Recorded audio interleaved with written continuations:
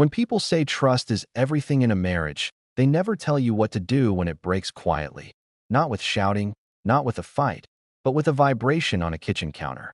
It was a Tuesday morning, sunlight spilling through the blinds, coffee brewing, the smell of toast still in the air. My wife, Melissa, was upstairs getting ready for work.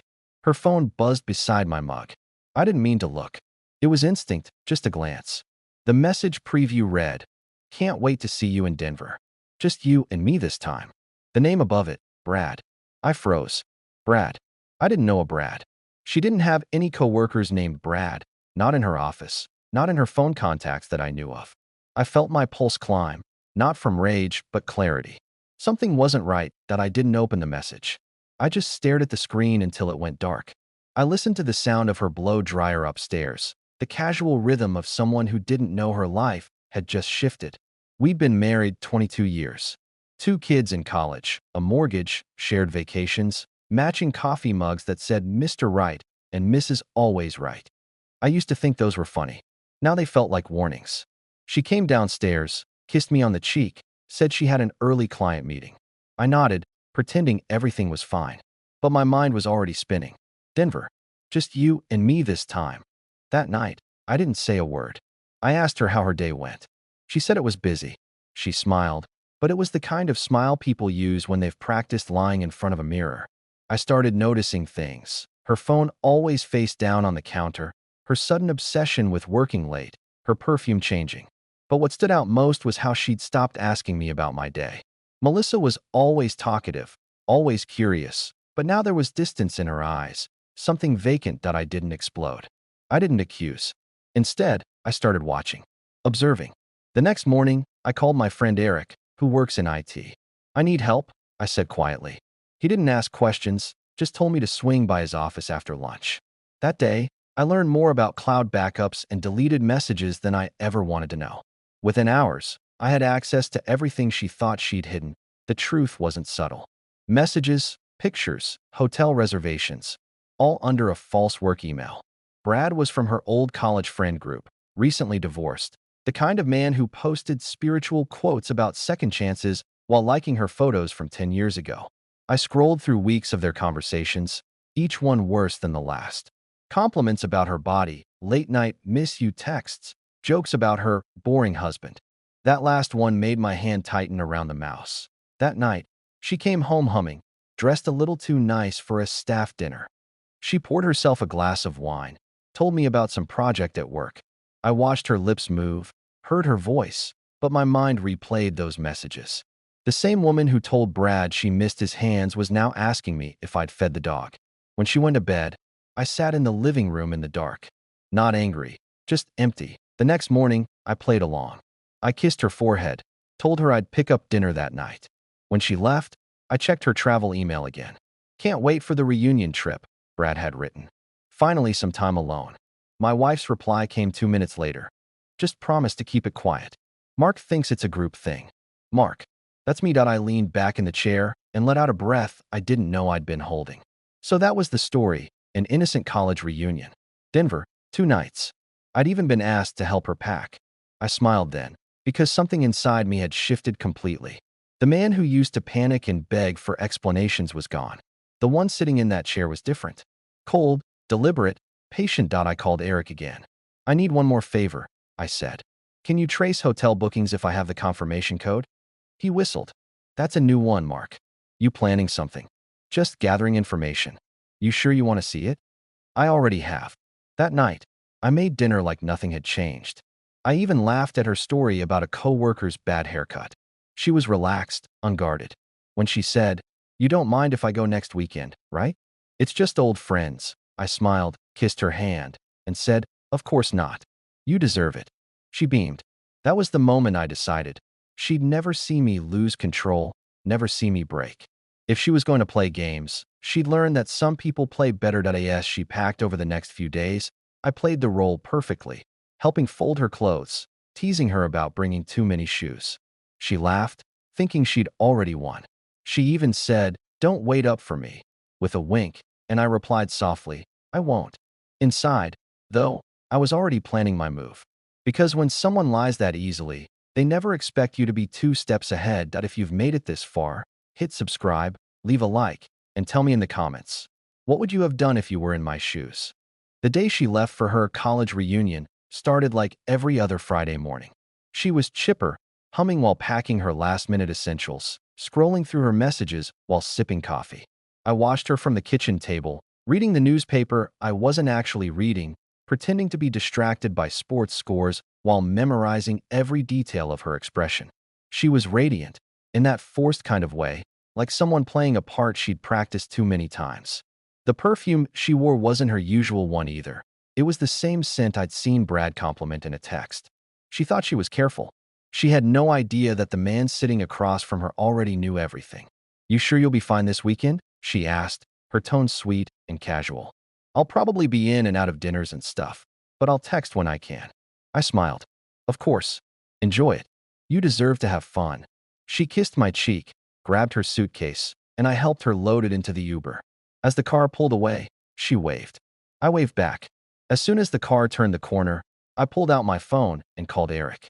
"It's time," I said. "You got the confirmation number?" "Already on your email," he replied. Within minutes, I was staring at the hotel itinerary.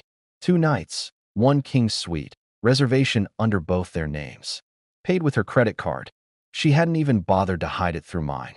I sat there for a while, staring at the screen, letting it sink in that the woman I'd trusted for over 2 decades was right now sitting in the back seat of an Uber, probably texting her lover about how excited she was. But I didn't let anger take over. I let clarity take over instead. I didn't plan revenge in the explosive way most people imagine it. I planned something cleaner, sharper, surgical. At noon, I called my brother Daniel. "You still got that spare room?" I asked. He paused for a second, sensing something in my tone. "Yeah. What's going on?" "Just might need to crash there for a bit." "I'll explain later." "You're not in trouble, are you?" "No," I said. "I'm getting out of it." I spent the rest of the day making calls, one to my lawyer, one to the bank. I'd been preparing for weeks, gathering evidence, moving assets, securing my ground. Now all I had to do was let her dig her own grave a little deeper. Around 2 p.m., my phone buzzed. A text from her. "Landed safe. Don't worry, it's just an innocent reunion trip." I stared at the message for a full minute, then typed my reply. "Enjoy the weekend with Brad." I hit send, set the phone down, and poured myself a drink. 10 seconds later, the phone buzzed again. Then again. Within a minute, she was calling. I let it ring out. Then another call. Then another. By the 5th call, I had 30 unread messages. I didn't read them. I already knew the tone. Panic, guilt, desperation. She was probably sitting in a taxi outside the airport, realizing the game was up. I could almost see her face, the color draining as she reread my message. By the time I checked my phone an hour later, the notifications were endless. "Please call me. It's not what you think. I can explain everything. Please, Mark, I'm begging you." And then one message that made me laugh out loud. "Flight booked. Coming home tonight." I leaned back in my chair and smiled for the first time in weeks. She thought she was going to spend the weekend with her secret lover in Denver. Instead, she was about to spend it begging me not to destroy everything. It wasn't about revenge anymore. It was about balance. For 3 weeks, she'd made me feel small, stupid, like I was the blind fool who'd never see the truth. Now, for the first time, she was the one left in the dark. I turned off my phone and went to the gym, something I hadn't done in months. I lifted until my arms burned, until the silence in my head became satisfying. When I left, I checked the phone again. 62 missed calls. Over 100 messages. Each one more frantic than the last. She was unraveling, exactly the way I knew she would. On my drive home, I stopped at a law office, an appointment I'd made the day I first found out. The attorney, Miss Carter, was professional and concise. "You've got your documentation?" she asked, flipping through the folder I'd brought. "Every text, every transaction, even hotel receipts," I said. She nodded. "You've handled this well. Most men walk in here with emotion. You walked in with evidence." "Emotion doesn't win court cases," I said quietly. When I got back home, the sun was setting, painting the living room in gold. I sat in my recliner, the one she always said ruined the aesthetic. It never felt better. I poured another drink, checked my email. The lawyer's assistant had already drafted the preliminary papers. It was all in motion. My phone buzzed again, her number. I answered this time. "Mark," she said, her voice cracking. "Please, just listen. It's not what you think. How's Brad handling the sudden change in plans?" I asked calmly. Silence. Then a whisper. "Please don't do this." "I'm not doing anything." "You did." "I made a mistake." "No," I said, leaning back. "You made a decision. There's a difference." She was sobbing now, saying something about wanting to fix things, about it not being serious, about being confused. I let her talk, not because I cared, but because it was satisfying to finally hear her scramble for excuses. When she ran out of words, I said, "You're coming home tonight. When you get here, you can pack your things. We'll handle the rest through lawyers. Mark, please. Don't be late for your flight."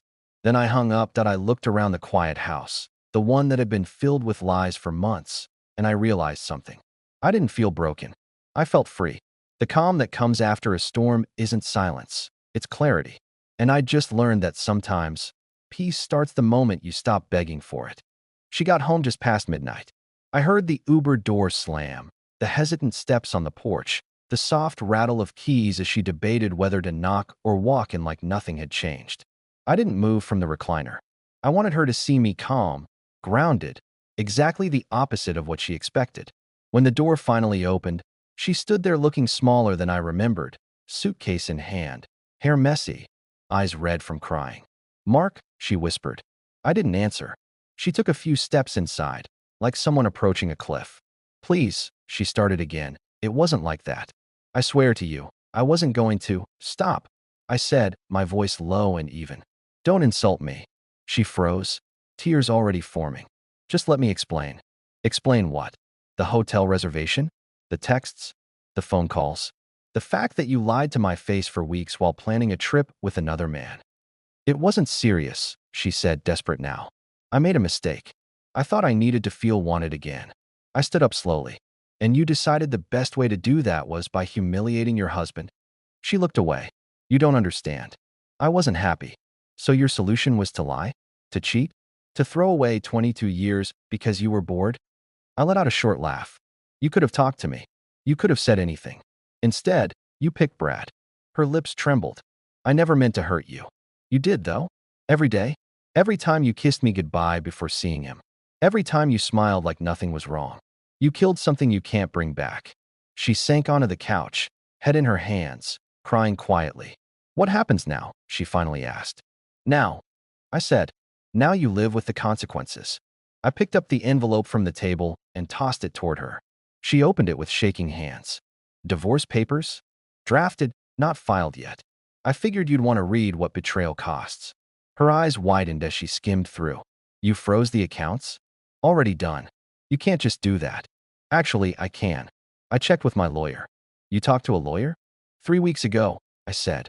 She looked up, eyes wide, realization dawning. "You knew?" "You knew before I left." "I knew since the morning you got that text about Denver. I've known every lie you've told since." "And you didn't say anything?" "I was preparing." "For what?" "For this," I said simply. She sat there in silence, staring at the floor. For the first time, she didn't have a defense. After a while, she whispered, "What about Brad's wife?" "I haven't decided yet." "Please," she said quickly, "don't tell her. You'll ruin his life." I laughed. "That's your concern right now? The guy you cheated with?" "It's not like that." "It's exactly like that." I stepped closer. "You're protecting him even now. Do you realize what that says? He has a family. Kids. So did you." She covered her face, sobbing harder. "You're being cruel." "No," I said. "I'm being honest. Something neither of you were capable of." The clock on the wall ticked quietly as I sat back down, letting the weight of the moment fill the room. "You should go stay somewhere else tomorrow," I said after a while. "Pack what you need." "Where am I supposed to go?" "Maybe ask Brad. I'm sure he has a guest room. If his wife hasn't thrown him out yet." She flinched at that. "Please don't do this. We can work through it. Counseling, anything." "Work through what?" "Months of lies. Affairs. You think some therapist can undo that?" "I'll do whatever it takes," she said through tears. "I'll quit the job, cut off Brad, anything you want." "You should have thought of that before the airport. You're throwing everything away over one mistake." "You threw it away. I'm just cleaning up the mess." She stood suddenly, anger flashing through the tears. "You think you're perfect?" You think you've never made mistakes. I've made plenty, I said evenly, but none that required a hotel reservation under someone else's name. She was breathing hard now, the shame turning into frustration. I was lonely, Mark. You were distant for months. And instead of talking to me, you decided to fix it in bed with Brad. Got it. You're twisting this. No, I'm seeing it clearly for the first time. She turned away, muttering, "You'll regret this." No, I said. You will. She stormed upstairs, dragging her suitcase, slamming the door. The silence that followed was thick but peaceful. I sat back down, poured another drink, and let out a slow breath. For the first time in months, I felt calm. I looked around the living room, the one filled with her decorations, her framed photos, her favorite books, and realized how much of my life had been built around keeping her comfortable. That ended tonight. I picked up my phone, dialed a number, and when Daniel answered, I said, "She's back." "How'd it go?" "As expected." "You okay?" "Better than I should be." "You want company?" "No," I said. "I think I need the quiet tonight." "Fair enough. Call if you need anything." I hung up and leaned back in the recliner. The house felt different now. Still, silent, and honest for the first time in years that I must have dozed off because I woke to the sound of a door closing upstairs. I checked my phone, 3:17 a.m. She was probably pacing, packing, crying, maybe texting Brad. I didn't care. I'd already taken back control of my life, and nothing she said or did could change that. Tomorrow, she'd move out. Tomorrow, I'd call my lawyer to file the papers. Tomorrow, she'd realize that sometimes the quietest man in the room is the one who already won. The next morning, the house was unnaturally quiet. The kind of quiet that follows a storm and lingers like smoke. I came downstairs around 7, already showered, coffee in hand. She was sitting at the kitchen table, eyes puffy, hands wrapped around a mug she hadn't touched. The suitcase was by the door, packed. For a second, it almost looked like an ordinary morning after a trip, except this time, there was no welcome home. "I didn't sleep," she said softly. "Neither did I," I replied. She looked up at me, eyes pleading. "Mark, I know I can't undo what I did, but please, don't throw away everything. We built a life together. You built lies on top of that life," I said. "You made a choice. And now I'm making mine." "I already told Brad it's over," she said quickly, like it mattered.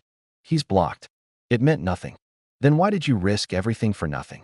I asked. She didn't answer, just looked down, wiping a tear. "I panicked," she whispered. "You were distant. We barely talked anymore. I thought maybe someone else noticing me would make me feel alive again. So you gambled our marriage for attention." "It wasn't supposed to go that far," she said. "It just happened." I took a slow sip of my coffee. Affairs don't just happen. Lies don't just happen. Plane tickets don't just happen. Every choice you made took planning. She stood suddenly. "You're acting like I'm a monster." "I'm acting like someone who finally stopped pretending," I said. "And you're acting like someone who still doesn't understand what she's done." She started pacing. "You called his wife, didn't you?" "I did," I said, watching her freeze mid-step. "She deserved to know." "You had no right." "No right." I laughed. "You lied to me for months, cheated behind my back, and I had no right to tell the truth." "You've destroyed 4 lives," she said bitterly. "No," I replied calmly. "You did. I just stopped helping you hide it." She sank into the chair again, shaking her head. "You've always been cold," she said quietly. "That's why I looked for warmth somewhere else." "You found heat," I said. "Don't confuse it with warmth." She started crying again, real tears this time, not the performative ones from last night. "Please, Mark, can we start over? We can move, get away from this town, get counseling, anything." "You can start over," I said. "Just not with me." She covered her face, whispering, "I can't do this." "You'll manage. You're good at pretending." I turned to leave the room, but her next words stopped me. "You'll be alone. Better alone than betrayed." By noon, she was gone. I watched through the window as the Uber pulled out of the driveway, her suitcase in the trunk. She didn't look back. Maybe because she knew I wasn't watching the way I used to. The silence that followed was heavy, but not sad. It was clean, like the air after rain. I walked around the house slowly, noticing how much space she'd taken up, her framed photos, her candles, her little reminders of control. I gathered them into boxes and left them by the door, not out of anger, but because the house needed to breathe again. I called Daniel. She's gone, I said. How you holding up? Better than I thought. Good, he said. You did what you had to do. Yeah, I said. For once, I didn't wait until it was too late. After hanging up, I sat at my desk and checked my email. A message from Ms. Carter was waiting. All set. I'll file first thing Monday. I replied with one word. Proceed. Then I went outside. The air was cool, the street quiet. I hadn't realized how long it had been since I'd simply stood outside my own house and felt at peace. The next day, my phone buzzed. Unknown number. I answered. Mark, it's Emily. Her sister. She's with me, she said carefully. She told me what happened. I figured she would. She's a mess. I've never seen her like this. Actions have consequences, I said. You sound different, Emily said softly. You sound done. Because I am. She said you called Brad's wife. I did. And now she's saying Brad might lose his job. That's between them. I'm not his keeper. Mark, I don't know if this helps, but she knows she ruined everything. Good, I said. Then we finally agree on something. After the call, I sat in the backyard for hours, just listening. The birds, the wind, the quiet hum of life continuing without chaos. It was strange how peace felt like a foreign language at first. I was still getting used to it. Around sunset, my phone buzzed again. A message from an unknown number. This is Lisa, Brad's wife. Thank you. Just that. Nothing more. I stared at it for a long time, then typed back. You deserve to know. Weeks passed. The divorce moved quickly. The house felt lighter every day. I got back into old habits. Morning runs, cooking real food, calling friends I hadn't seen in years. People noticed the change. My brother said I looked younger. Maybe I did. One night, as I sat in that same recliner she used to hate, I realized something simple and powerful. Revenge had nothing to do with it. It was about truth. And truth, once set free, doesn't need to shout. It just stands there quietly, undeniable, unmovable. A few months later, I ran into Emily at the grocery store. She said her sister had moved in with their mother. She's trying to rebuild, she said. Good for her, I replied. She's been seeing a therapist. She should. She still talks about you. Then she's still not learning. Emily sighed. She said you never yelled. She thought that meant you didn't care. I smiled faintly. She misunderstood silence. Sometimes silence isn't indifference, it's judgment. That night, I poured myself a glass of wine and stood by the window, watching the lights of the neighborhood flicker on. For the first time in a long while, I wasn't angry or hurt or even nostalgic. I was simply at peace. I'd learned that endings aren't always tragedies. Sometimes they're corrections. And sometimes, walking away isn't losing.